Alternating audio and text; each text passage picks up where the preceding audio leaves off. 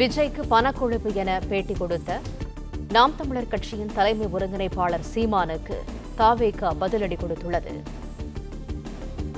தேர்தல் வியூக வகுப்பாளர்களுடன் பேசி வரும் விஜய்க்கு பணக்கொழுப்பு என பொருள்படும் வகையில் சீமான் பேசியிருந்தார். இந்த நிலையில் அவருக்கு தாவேக பதிலடி கொடுத்துள்ளது.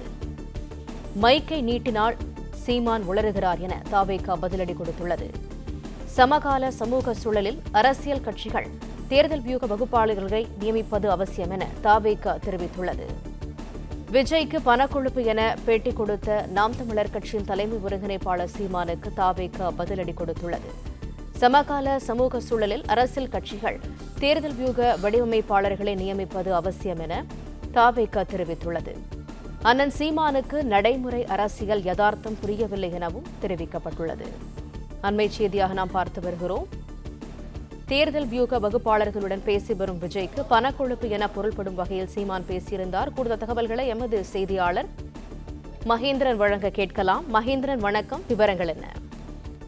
தேர்தல் வியூக வகுப்பாளரான பிரசாந்த் கிஷோர் விஜயை சந்தித்ததை சீமான் பணக்கொழுப்பு என விமர்சனம் செய்து இன்று காலை பேட்டி ஒன்றை அளித்திருந்தார். அதற்கு தமிழக வெற்றிக் கழகம் சார்பில் பதில் அறிக்கையானது கொடுக்கப்பட்டிருக்கிறது.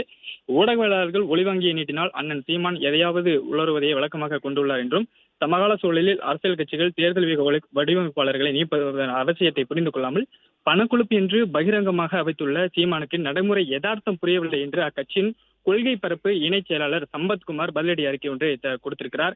தமிழக வெற்றி கழகம் வெற்றி பெறுவது எப்படி என்று சிந்திக்கிறோம், நீங்கள் தமிழ் தேசிய அரசியலை எப்படி வெற்றி பெறாமல் வைத்திருப்பது என்று சிந்திப்பதாக கூறியிருக்கிறார், விமர்சனம் செய்திருக்கிறார். மேலும் பிரபாகரனிசத்தை முன்வைத்து கட்சி தொடங்கிய நீங்கள் இப்போது சீமானிசத்தில் கொண்டு போய் கட்சியை நிறுத்தியிருக்கிறீர்கள் என்று ஒவ்வொரு குற்றச்சாட்டையும் ஒவ்வொரு விளக்கத்தையும் சீமான் தன்னிச்சையாக கட்சியில் எடுத்து வருவதாக குற்றச்சாட்டை முன்வைத்திருக்கிறார்.